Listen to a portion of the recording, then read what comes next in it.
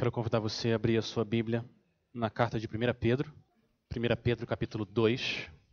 Hoje nós vamos olhar para os versículos de 1 a 3. 1 Pedro, capítulo 2, versículos de 1 a 3. Se você está usando uma das Bíblias, de capa preta em frente a você.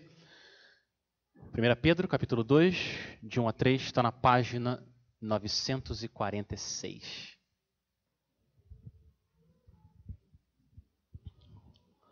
1 Pedro, capítulo 2, a partir do versículo 1, assim diz a palavra do Senhor.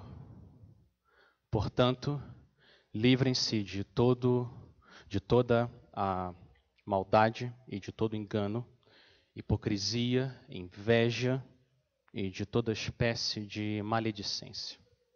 Como crianças recém-nascidas, desejem de coração o leite espiritual puro, para que, por meio dele, cresçam para a salvação, agora que provaram que o Senhor é bom. Vamos orar mais uma vez.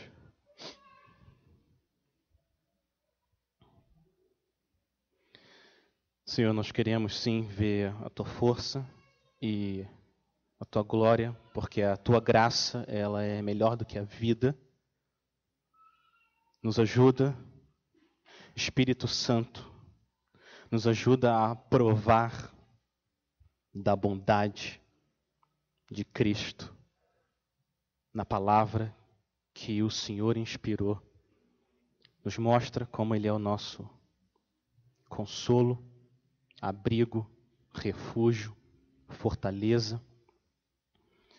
Faz o nosso amor uns pelos outros crescer e o nosso desejo pelo Senhor e o nosso desejo por santidade aumentar por causa do que vai acontecer aqui nos próximos minutos, Senhor. Tua palavra está aberta.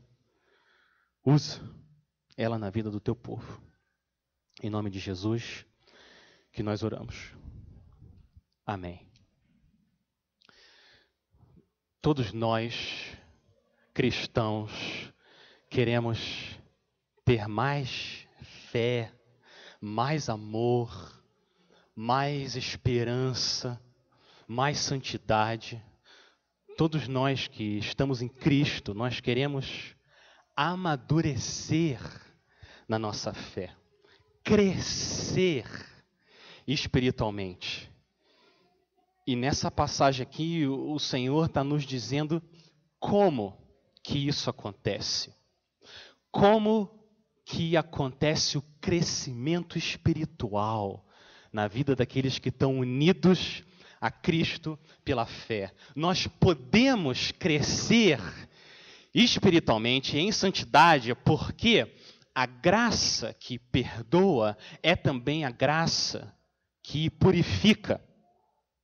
A graça que nos regenera é a graça que restaura a imagem de Cristo em nós. A graça que salva, ela também santifica. É possível nós crescermos em fé, amor, esperança, em santidade, para trazer mais glória ao nosso Deus Santo. O que Deus nos diz que nós precisamos fazer, então, para crescer espiritualmente? Duas coisas Ele nos diz nessa passagem. Primeira coisa, no versículo 1, nós precisamos abandonar o pecado, nos livrar do pecado.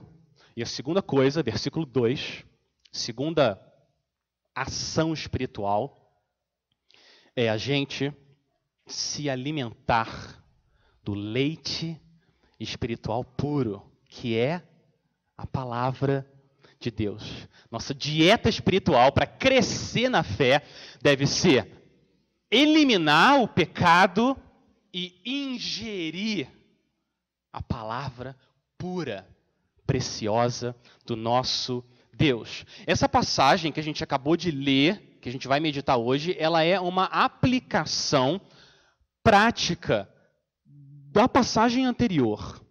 Esse é o contexto. Olha a primeira palavra do versículo 1, palavra portanto. Você lê a palavra portanto, os seus olhos já voltam no texto. E o que Pedro tinha dito antes? Lá no final do versículo 22, ele nos deu uma exortação.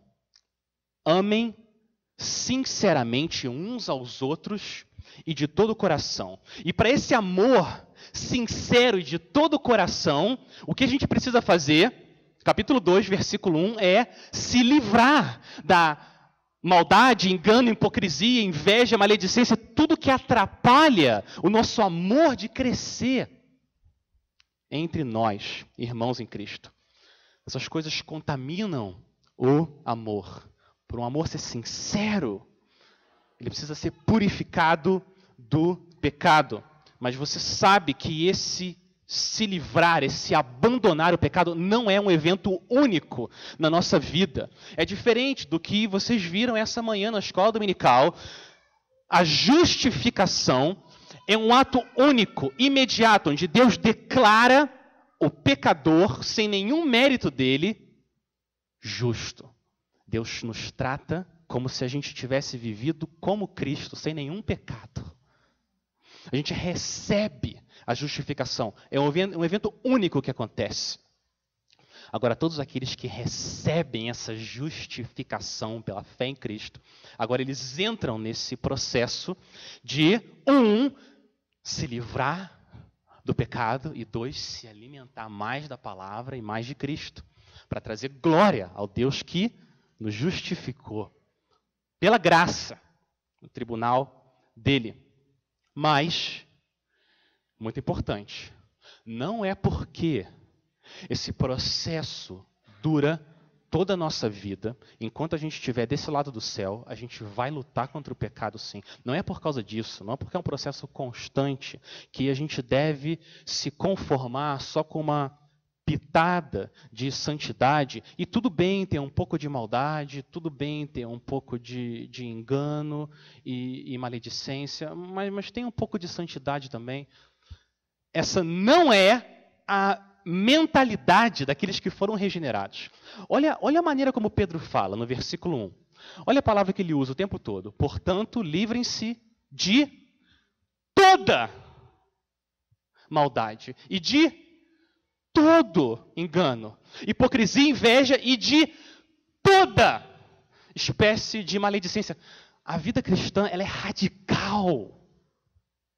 Essa mentalidade de eu vou empurrando aqui com a barriga, só um pouquinho de santidade tá bom. Esse não é o jeito que os filhos de Deus pensam. Eles querem trazer o máximo de glória ao Deus que morreu por eles.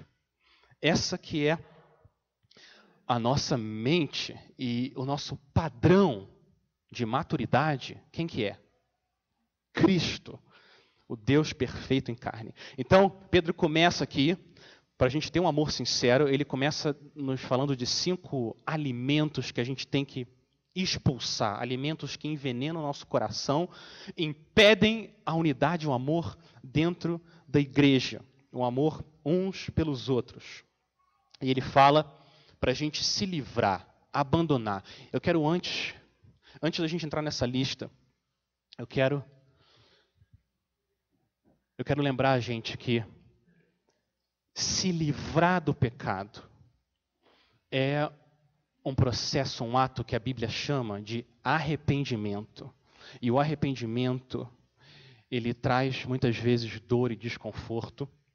Um pastor puritano chamado Thomas Brooks, ele disse que o arrependimento é o vômito da alma.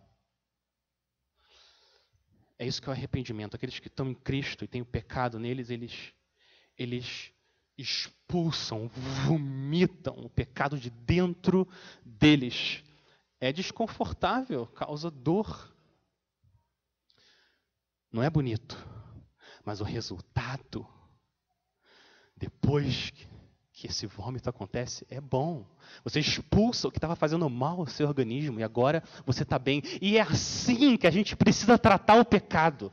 Expulsar, abandonar, se livrar dele para que a nossa alma seja uma alma saudável, que traga glória a Deus e ame uns aos outros. A primeira coisa que a gente precisa expulsar Ele fala a maldade. Pedro começa com o termo mais abrangente, a maldade. A gente tem que se despir, se livrar de tudo que é contrário à bondade de Deus. Maldade no agir ou no falar, tudo isso destrói a harmonia e a unidade entre os irmãos da igreja. A gente tem que expulsar a maldade da igreja, e a gente expulsa a maldade da igreja, expulsando a maldade do nosso coração. É assim que a gente constrói essa unidade, esse amor aqui dentro. Uma igreja que é unida, uma igreja que é amorosa, é uma igreja onde os membros dela estão sempre jogando fora o pecado e a maldade para que eles possam amar uns aos outros de forma sincera. E assim a gente pode se revestir da bondade de Deus. Esse é um termo mais abrangente. O segundo que Pedro fala para a gente se livrar, o segundo alimento que envenena a nossa alma é o engano. A gente também tem que abandonar a prática de enganar ou mentir uns para os outros. Crianças, prestem atenção, crianças. Seguir a Cristo não é só coisa de adulto. O Senhor Jesus salva e santifica também os pequenos e os grandes. Ele é poderoso. Nenhum de nós deve mentir. A gente quer honrar aquele que é verdadeiro, que morreu no nosso lugar. A Bíblia diz que Satanás é o pai do quê? Ele é o pai da mentira. E a gente não quer imitar Satanás. A gente quer imitar aquele que é o caminho, a verdade e a vida. Então eu quero lembrar vocês, crianças, se vocês fizeram algo que não deveriam, comeram o que não podia, fora de hora, quebraram alguma coisa que vocês não deviam estar mexendo, e vocês têm a tentação de não contar para o pai ou para a mãe, e a tentação de todo adulto também, esconder o pecado, a mentira, não façam isso. É muito melhor confessar a Deus e pedir perdão, e ir até o pai e a mãe e confessar e pedir perdão também. Olha o que Provérbios 28:13 diz.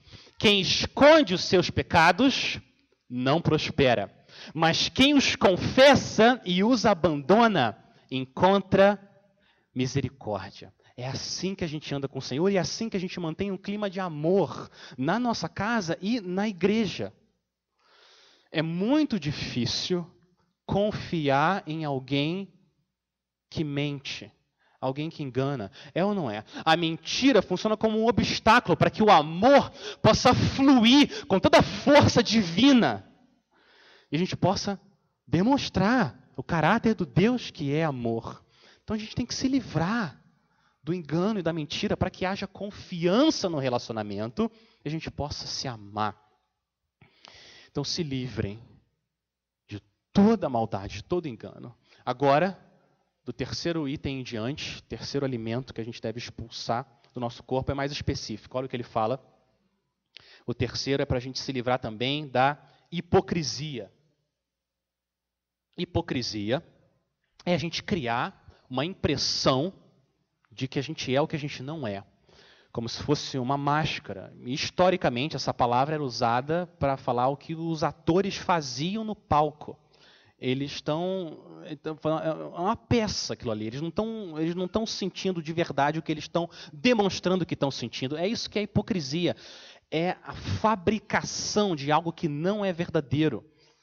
A pessoa é uma em público e ela tem uma outra cara dentro de casa. Mas, para o nosso amor ser sincero, a gente precisa ser pessoas que são autênticas, genuínas, verdadeiras. Essa sinceridade de coração é o que muitas vezes Deus usa para atrair as pessoas, para que possam ouvir a mensagem de Deus. E o contrário também é verdadeiro. A hipocrisia é muitas vezes um instrumento nas mãos de Satanás para repelir as pessoas da beleza da doutrina verdadeira da fé. Terrível. A hipocrisia tem que ser expulsa dos nossos corações com sinceridade, se revestir da sinceridade de quem Cristo é. Quarto alimento que a gente tem que expulsar de dentro do nosso coração, Pedro fala que é inveja. A inveja, esse sentimento de insatisfação porque o outro tem alguma coisa que eu não tenho e que eu queria ter. É isso que é inveja. Pode ser a beleza, a inteligência, algum bem, emprego, pode ser a família, qualquer coisa. A inveja também é contrária ao amor. Porque o amor deseja o bem da outra pessoa. E o que a inveja está fazendo é me fazer desejar o mal e não me alegrar pelo que a pessoa tem e o que a pessoa é. Como a gente se livra desse alimento que envenena a nossa alma? O antídoto, o remédio da inveja é o contentamento. O contentamento. Esse estado de espírito, esse sentimento de estar alegre, feliz em Cristo, porque Ele é suficiente para mim. O contentamento, ele funciona como uma camada de proteção no coração e a inveja não consegue penetrar. É uma vacina. Jesus é o meu rei, meu salvador, morreu no meu lugar, Ele cuida de mim e Ele controla todos os detalhes da minha vida, todos os detalhes. Se eu tenho pouco de alguma coisa, ou se eu tenho muito de alguma coisa, é porque Ele assim quer, e Ele é bom, e Ele me ama. Isso é suficiente. Eu tenho Cristo. Ele prometeu que, independente de quantos anos eu viver aqui, do que acontecer comigo, Ele prometeu. Você vai estar comigo para sempre. Isso é suficiente. E a gente pode viver no pouco, ou no muito, na alegria, na tristeza, riqueza ou pobreza. E esse sentimento de contentamento nos protege contra a inveja. Hebreus 13:5. Hebreus 13:5. Contentem-se com o que vocês têm. Por quê? Por que a gente deve se contentar? Ele diz, porque Deus mesmo disse, nunca o deixarei, jamais o abandonarei. A promessa da presença de Deus gera esse contentamento. E a inveja não consegue penetrar e dominar os nossos corações, porque a gente está satisfeito, seguro em Cristo. Quinto e último alimento que a gente precisa vomitar, expulsar de dentro de nós, é a maledicência, que também é conhecida popularmente como a fofoca. A maledicência tem o poder devastador de destruir a união, seja onde ela passe. A gente sempre deve ter uma palavra de graça nos lábios que abençoa a vida das pessoas. Mas Tiago disse que a língua é um órgão pequeno, mas ele é poderoso, muito poderoso. Tiago 3,9, com ela bendizemos o Senhor e Pai, também com ela amaldiçoamos as pessoas criadas à semelhança de Deus. É mais fácil domar um urso ou um leão do que domar a língua. Terrível, que o Senhor nos dê graça para que a gente controle a nossa língua e não amaldiçoe pessoas que foram criadas à imagem e semelhança de Deus. A gente precisa do poder do Espírito Santo para fazer isso, mas eu quero dizer uma coisa. Esse poder está disponível no Espírito Santo. Existe esperança para todos nós. É possível a gente viver sem usar da maledicência para destruir a vida de pessoas que foram criadas à semelhança de Deus. Eu conheço gente, já ouvi falar de gente que resolveu, com a ajuda de Deus, resolveram. Nós aqui, na nossa casa, a gente não vai falar de uma maneira de alguma pessoa que não está aqui, que a gente não iria falar se ela tivesse aqui. A gente não vai fazer isso. A gente vai abandonar essa prática. Tem gente que vive assim. É possível. Santidade é possível. Eu estava lembrando essa semana da história de uma família, um homem que foi traído, foi injustamente traído. Tinha sido combinado que ele ia se mudar para uma cidade para começar um trabalho, plantar uma igreja, onde não existia nenhuma igreja evangélica, tudo combinado. Ele se preparou toda a família para ir para lá. Algumas semanas antes, o líder que tomava a decisão do que ia acontecer ali, voltou atrás, desistiu, colocou ele numa situação terrível e publicamente começou a falar uma série de mentiras sobre esse homem. E olha isso. O filho dele, que passou anos e anos ali junto com ele, durante toda essa traição que ele sofreu, nunca ficou sabendo da história. Nunca ficou sabendo. E no final da vida, chegou para o pai e perguntou: pai, por que você nunca contou nada para a gente? A gente nunca ouviu o Senhor falando mal uma única vez desse líder. Sempre uma palavra mansa. Nunca ele falou nada de mal.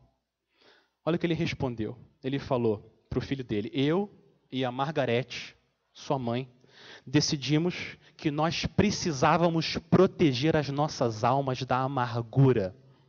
Então, fizemos um voto de nunca falar nada de mal desse líder. E olha o testemunho. Os filhos dele não conseguem lembrar nenhuma única vez que o pai e a mãe falaram mal de alguém. Olha que coisa linda.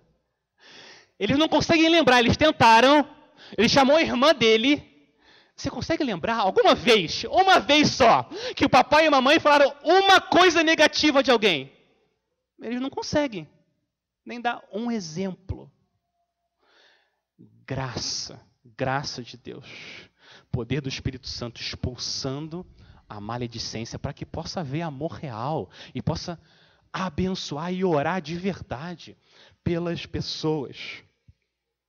O homem que contou essa história é um homem chamado D.A. Carson, que é hoje um dos maiores estudiosos vivos do Novo Testamento, e escreveu um livro em homenagem ao pai dele, por causa da vida que esse homem, não conhecido, levou, mas que trouxe muita glória a Deus que está vendo todas as coisas. No final das contas, a gente expulsar a maledicência é uma questão do nosso relacionamento com Deus. Porque quando a gente faz isso, quando a gente não revida, quando a gente é insultado, a gente está espelhando e mostrando quem Cristo é. Olha o capítulo 2 de 1 Pedro. 1 Pedro 2:23. Olha como o Senhor Jesus agiu. 1 Pedro 2:23. Quando insultado, não revidava. Quando sofria, não fazia ameaças, mas entregava-se àquele que julga com justiça. A gente não precisa ficar amargo quando a gente apanha e é injustiçado aqui nessa vida. Não precisa. A gente pode expulsar a tentação da maledicência, abraçando santidade, poder do Espírito Santo. Sozinho ninguém consegue fazer isso. Mas em Cristo é possível, ao invés de revidar, abençoar e orar por essas pessoas. Mas não tente, a gente não deve tentar fazer isso sozinho. Assim como o leopardo não consegue mudar as suas manchas, a gente também não consegue mudar o nosso coração. E da onde que surgem a maldade, o engano, a hipocrisia, a inveja, a maledicência? De onde que surgem essas coisas? Elas não vêm de fora. O Senhor Jesus disse que elas vêm de onde? Elas vêm do coração. Então o que a gente precisa é de algo nesse universo que consiga chegar até o nosso coração. E existe um instrumento que consegue penetrar até o coração. O que é? É a palavra de Deus, que é viva e eficaz. Ela é mais cortante do que qualquer espada de 2 gumes e penetra até o ponto de dividir alma e espírito, juntas e medulas. E a palavra de Deus é apta para discernir os pensamentos e os propósitos do coração. E agora é da palavra que Pedro vai falar. A palavra que vai nos ajudar a gente se livrar do pecado para sermos pessoas santas. Então, primeiro, como é que a gente cresce espiritualmente? Expulsando o pecado. E, número 2, ingerindo a palavra de Deus. Olha o versículo 2. Não basta a gente expulsar o que é mal, a gente tem que ingerir o que é bom. Como crianças recém-nascidas, desejem de coração o leite espiritual puro, para que por meio dele cresçam para salvação. Desejem de coração é a ação mais forte e principal que Pedro quer que a gente perceba aqui. O pecado atrapalha o nosso crescimento, mas para existir crescimento de verdade, não basta só se livrar do pecado, a gente tem que se alimentar do leite espiritual puro. E que leite é esse? O leite espiritual puro é a palavra de Deus. No capítulo 1, Pedro terminou o capítulo 1 falando da palavra, que é viva, permanente, a palavra que regenera e que restaura santidade em nós. Então, o leite espiritual puro é a palavra de Deus que a gente ingere e se alimenta dela. Outras passagens na Bíblia, vocês que estão familiarizados com o bendito livro de Deus, sabem que outras passagens falam do leite no sentido de ser um alimento para os cristãos imaturos, que ainda não estão prontos para o alimento sólido. Não é essa imagem que Pedro está colocando aqui para a gente. Todos nós devemos ter esse desejo forte, como o desejo dos recém-nascidos. Não só os imaturos, mas todos nós. A gente deve copiar os recém-nascidos aqui. E a gente precisa ingerir esse leite puro para fazer o quê? Olha o final do versículo 2. Para a gente crescer para a salvação. Pedro várias vezes fala da salvação como se fosse algo futuro.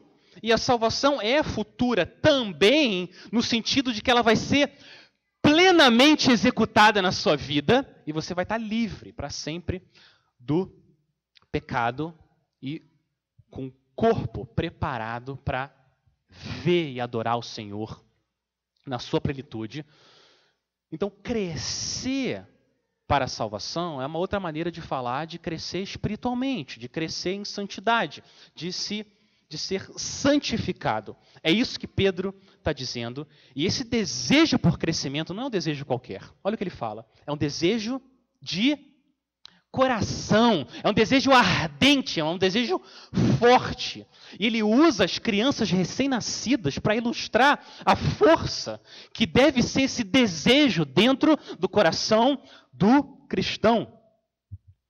Um recém-nascido deseja o leite da mãe, como se a vida dele dependesse disso. É ou não é? Deus criou os bebês com uma vontade insaciável. Eles não vão ficar felizes enquanto eles não receberem o leite. Às vezes, eles se enchem tanto que até vaza o leite daquele corpinho ali.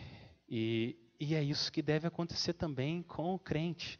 Ele deve ter esse desejo insaciável pela palavra de Deus. Ele não fica feliz enquanto ele não tiver ingerido a palavra de Deus. E ele fica tão cheio da palavra de Deus que ela transborda da boca dele para abençoar a vida das pessoas. Essa deve ser a força do nosso desejo pela palavra de Deus. A palavra ocupa tudo no nosso coração e expulsa. Não sobra espaço para o pecado. Mas não é só a força do desejo que a gente deve copiar também, mas a frequência do desejo deles. Um recém-nascido não mama 5 minutos e acabou. Pronto, agora é só amanhã. Não é assim. Não é assim que funciona. Como é que funciona a vida de um recém-nascido? Mama, dorme, e quando ele acorda, qual que é a primeira coisa que ele quer? Leite de novo! Mama, brinca um pouquinho, dorme, e quando ele acorda, o que ele quer de novo? Leite! E depois ele dorme de novo. E quando ele acorda, o que ele quer? Ele precisa de leite. A frequência que ele quer leite deve ser a nossa frequência. A gente não pode ficar satisfeito com um pouquinho aqui da palavra e tá bom, não. O tempo todo, vivendo na presença de Deus, com esse livro aberto. Mas não é só a força e a frequência do desejo que a gente deve imitar, mas essa ilustração é muito útil para nós, porque o leite é também suficiente para aquele recém-nascido. O que mais ele precisa, além do leite da mãe? Nada! Nada! Todas as proteínas, nutrientes, anticorpos, está tudo ali. Tudo naquele leite. Povo de Deus, tudo que você precisa para crescer em fé, amor, alegria, santidade, está tudo nesse livro. Tem gente que não acredita nisso. Tem muita gente nas igrejas que não acredita nisso. Mas é verdade! A palavra de Deus é suficiente. Assim como o leite é suficiente para o recém-nascido. A gente bebe desse livro, a gente vai crescendo em santidade, na graça de Deus. A pergunta que a gente deve se fazer é: como está o seu desejo por esse leite puro e precioso da palavra de Deus? A gente não pode se contentar só com uma colherzinha. Não. A gente tem que raspar o prato, ir até o Senhor e falar: Senhor, mais. Eu quero mais. Mais. Enche de novo. Mais, mais e mais. E a gente vai crescendo em santidade, fé, alegria, amor, esperança. Molhar só a ponta do pé não pode deixar a gente satisfeito. A gente tem que mergulhar no oceano das promessas maravilhosas da graça de Deus em Cristo. Seja como a arca da aliança. Seja como a arca da aliança. Guarde os rolos sagrados das Escrituras dentro de você. E assim, a gente vai ser capaz de amar uns aos outros e crescer em santidade diante do Senhor. Agora, Pedro termina com a razão. Por que a gente deve amadurecer na fé? Por que o cristão tem esse desejo? Por que ele quer mais da palavra? Por que ele quer se livrar do pecado? Por que ele tem que se alimentar da palavra de Deus? Olha o versículo 3. Isso acontece porque agora, vocês provaram que o Senhor é bom. Que o Senhor é bom. Você já provou que o Senhor é bom. Ele é bom. Pedro está citando Salmo 34, 8. Provem e vejam que o Senhor é bom. E a gente prova a bondade de Deus aonde? Onde a gente prova a bondade de Cristo? Em muitos lugares, muitos. No sol, na chuva, no ar, no mar. Amém. A gente prova a bondade de Deus no suco de laranja e nas crianças e na família. Tudo isso é verdade. Mas aonde a gente prova que o Senhor é bom? Principalmente, onde? Na cruz. Na cruz do Senhor Jesus. Ali que a gente prova que o Senhor é bom. É na cruz que a gente prova que Ele morreu por toda a minha maldade, todo o meu engano, toda a minha hipocrisia e a minha inveja e a minha maledicência, coroando o Filho de Deus. Tudo crucificado ali com o Filho de Deus, para que eu fosse livre do pecado e agora tivesse poder para me livrar do pecado. É na cruz de Cristo, principalmente, que a gente prova que o Senhor é bom. E é ali que começa esse processo de se alimentar mais e mais de Cristo na palavra. O que o Espírito Santo está fazendo em você é transformando os seus desejos, as suas vontades, para que você deseje mais e mais da palavra, para desejar mais e mais de Cristo. Esse desejo de crescer espiritualmente existe em quem? Em quem já experimentou que Deus é bom. Quando você experimenta que Deus é bom, você quer mais, e mais, e mais. A gente nunca está satisfeito enquanto a gente não tiver mais de Cristo. Uma outra forma de você pensar na sua regeneração é uma mudança sobrenatural do paladar da sua alma. Agora que você foi regenerado, a sua alma agora consegue perceber como o pecado é amargo e como Cristo é doce. Como Thomas Watson disse, isso acontece quando você é regenerado e agora você quer mais de Cristo, porque você provou que Ele é bom. O pecado vai ficando com gosto ruim, estragado, e Cristo cada vez mais doce. E é isso que é crescer em santidade. Você deseja cada vez menos o pecado, você deseja cada vez mais Cristo. Você vai ficando mais parecido com Ele. Esse que é o crescimento espiritual que acontece na vida do crente. É por isso que a palavra de Deus e o Filho de Deus são inseparáveis. Não tem como você separar o seu relacionamento com Cristo desse livro. Porque é aqui que você bebe dele e você se relaciona com ele. A única experiência espiritual real acontece quando ela é baseada na palavra de Cristo. Crescer em santidade não é um simples dever, não é um simples moralismo, não. Crescer em santidade é o prazer do crente. É o prazer dele. Ele provou que Deus é bom e agora ele quer mais de Cristo. Eu quero terminar deixando 3 perguntas para a gente se fazer. 3 formas da gente aplicar o tipo de fé e crescimento espiritual que Pedro está dizendo aqui, para a gente testar, avaliar o paladar da nossa alma. Avalia o paladar da sua alma e como você pode crescer para a salvação. Primeira pergunta. Você deseja a palavra de Deus com a sua mente, com toda a sua mente? Você tem esse desejo de conhecer, estudar, meditar, ouvir a palavra de Deus, usando a sua mente, crescendo em conhecimento de quem Deus é? Um pastor, também puritano, e também chamado Thomas, mas o sobrenome dele é Hooker. Pastor Thomas Hooker, ele disse: os desejos são uma janela para a alma.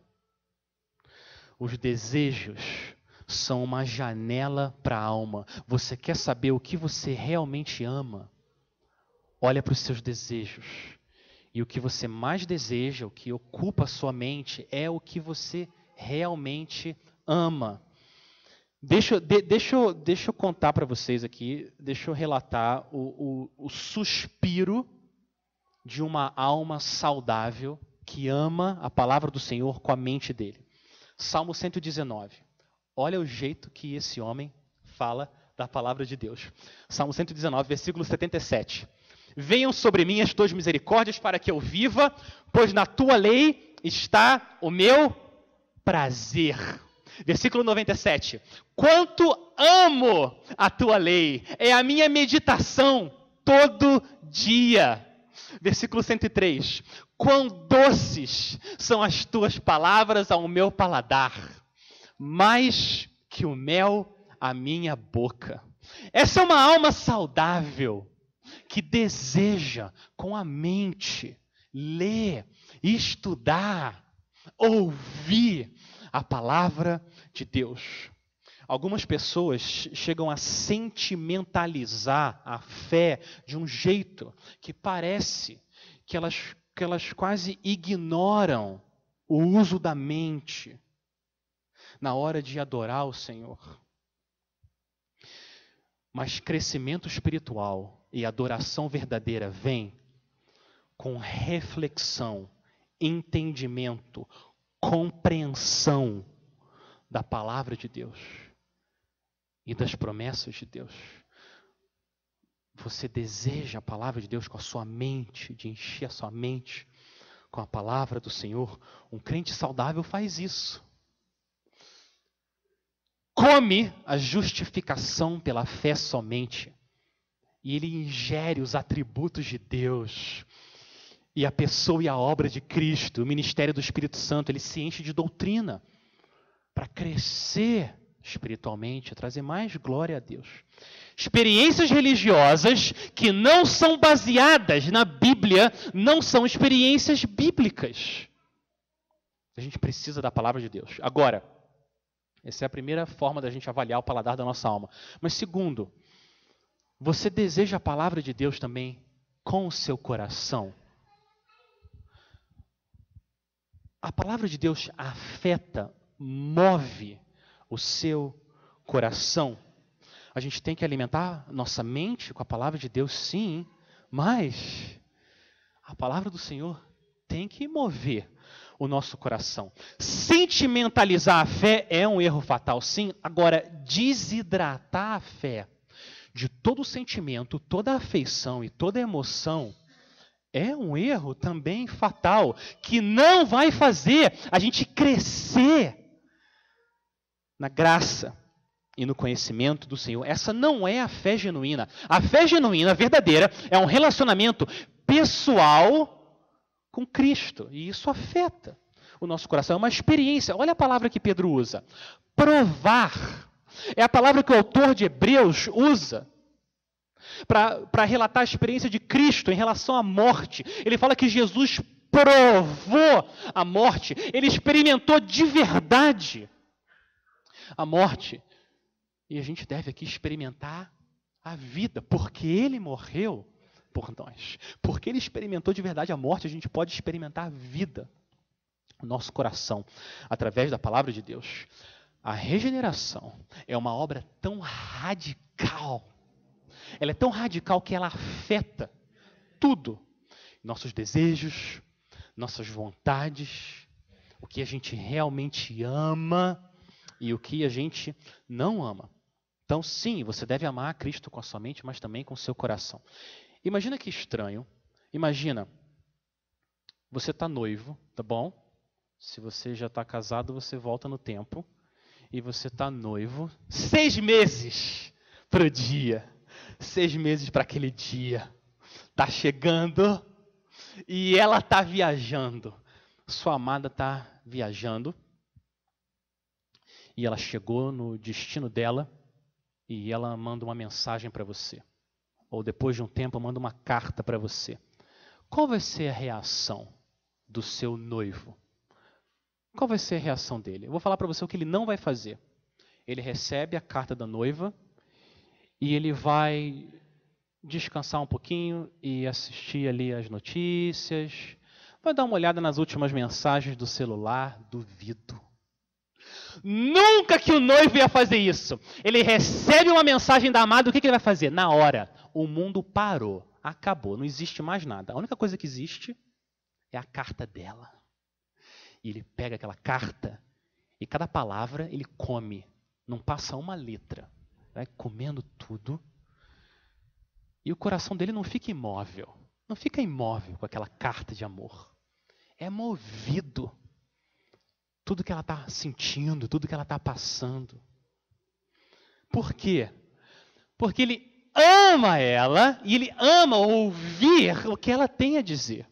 Agora, a gente tem aqui nesse livro a carta de amor do nosso Deus, que fala do nosso noivo, Cristo e tudo que Ele é para nós. Não faz sentido alguém que provou que Deus é bom não desejar saber mais de quem Ele é e estar se encontrando com Ele. Aqui, nessa palavra, a gente quer, sim, desejar mais ao Senhor com a nossa mente, com o nosso coração. E eu quero terminar com uma pergunta que eu não posso deixar de fazer, essa pergunta. Você não pode ir embora sem responder essa pergunta. Olha o que o versículo 3 diz. Fala que o Senhor é bom. Isso é uma verdade, é um fato, a verdade absoluta. O Senhor é bom.